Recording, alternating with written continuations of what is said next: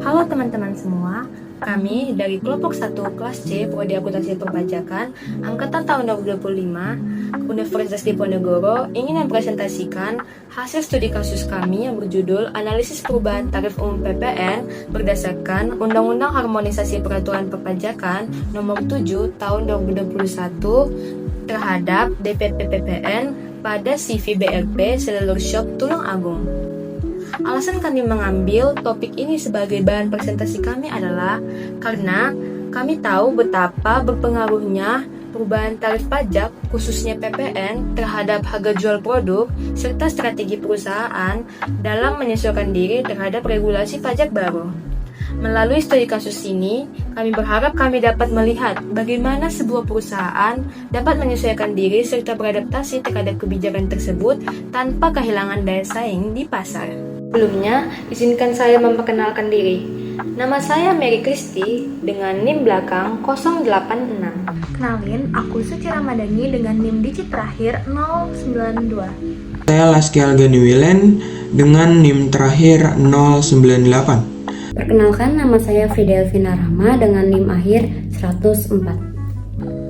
Baik, pada kesempatan kali ini saya akan menjelaskan terkait profil dan juga permasalahan sesuai dengan studi kasus yang kami ambil, yaitu analisis perubahan tarif umum PPN berdasarkan Undang-Undang Harmonisasi Peraturan Perpajakan Nomor 7 Tahun 2021 terhadap DPP PPN pada CV BRP Seluler Shop Tulung Agung. Nah, jadi CV ini memperdagangkan smartphone bermerek Vivo, kemudian mereka beroperasi di Kabupaten Tulungagung, yang mana status perpajakan mereka juga sudah sebagai PKP atau pengusaha kena pajak. Oleh karena itu, mereka berkewajiban buat menyetor, memungut, dan melaporkan setiap kegiatan transaksi mereka. Nah, selanjutnya ini ada permasalahan. Kami menemukan beberapa permasalahan terkait isu yang kami ambil, yang mana kami menemukan ada 3 permasalahan. Yang pertama, itu adanya penurunan DPP sebagai respon dari kenaikannya tarif umum PPN. Dan yang kedua, itu adanya perubahan total pendapatan yang diperoleh oleh CV BRP ini. Kenapa? Karena adanya penurunan DPP tadi tentu mempengaruhi pendapatan yang diperoleh. Bisa jadi, dan selanjutnya dari perubahan-perubahan biaya tadi tentu mempengaruhi bagaimana pihak CV BRP ini membuat kebijakan nih agar produk mereka bisa tetap bersaing di pasar dengan harga jual yang ditentukan. Submateri selanjutnya akan dijelaskan oleh rekan saya. Selanjutnya saya akan menjelaskan latar belakang dari studi kasus kali ini. Yang pertama itu ada aspek konsumen. Jika tarif PPN naik dan harga jual ikut naik, maka itu memungkinkan untuk memberatkan konsumen dalam membayar PPN. Yang kedua itu ada aspek kompetitor. Jika harga di CV BRP lebih mahal, konsumen bisa dengan mudah pindah ke toko lain. Yang ketiga ada aspek regulasi. Jika tarif PPN ditentukan pemerintah menjadi 11%, perusahaan tidak bisa mengubah tarif. Jadi satu-satunya cara yang fleksibel adalah menyesuaikan DPP atau dasar pengenaan pajak. Selanjutnya itu ada data transaksi dan perhitungan. Perhitungan untuk barang dengan tipe Y15SP21 pada tahun 2021 dengan harga Rp1.504.545. Tahun 2021 itu lalu dikenakan PPN sebesar Rp150.454. Kemudian di tahun 2021 DPP-nya itu menjadi Rp1.490.990 dan dikenakan PPN 11%, yaitu Rp164.000. Jadi dari tahun 2021 dan 2022 itu dikenakan DPP yang berbeda dan tarif PPN yang berbeda karena ada kenaikan tarif PPN.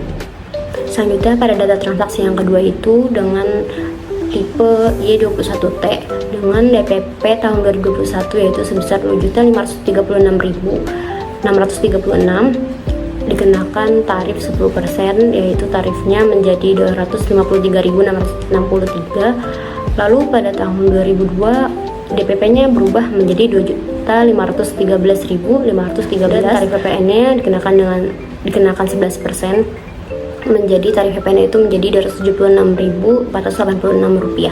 Di sini saya akan melanjutkan pada materi strategi perusahaan. Jadi di bagian ini dijelasin gimana perusahaan nyesuaiin diri sama perubahan tarif pajak. Ada 3 strategi utama. Yang pertama yaitu penyesuaian harga DPP. Biar harga jual akhir nggak terlalu tinggi, jadi produk tetap bisa bersaing sama kompetitor dan tetap terjangkau buat konsumen. Lalu cara yang kedua ada adaptasi terhadap kebijakan perpajakan. Nunjukin kalau perusahaan fleksibel bisa cepat tanggap sama perusahaan regulasi pajak. Atau cara yang terakhir yaitu menjaga stabilitas penjualan. Ini penting banget buat jaga loyalitas pelanggan dan pendapatan perusahaan tetap stabil walaupun ada perubahan tarif pajak. Lalu pada materi selanjutnya, saya akan menjelaskan pada bagian perbandingan DPP tarif 10% dan 11%. Nah, di tabel itu kelihatan perbedaan harga DPP waktu tarif PPN masih 10% dan setelah naik jadi 11%. Intinya, walaupun tarif pajaknya naik, perusahaan tetap berusaha nurunin DPP supaya harga akhir ke konsumen nggak naik terlalu tinggi. Jadi mereka ngimbangin antara kewajiban pajak dan daya beli konsumen. Teman-teman, selanjutnya saya akan menjelaskan apa analisis dampak dari perubahan tarif pajak tersebut. Yang pertama adalah adanya perbedaan tarif tersebut menimbulkan adanya pertambahan nilai PPN yang harus dibayar konsumen ataupun customer.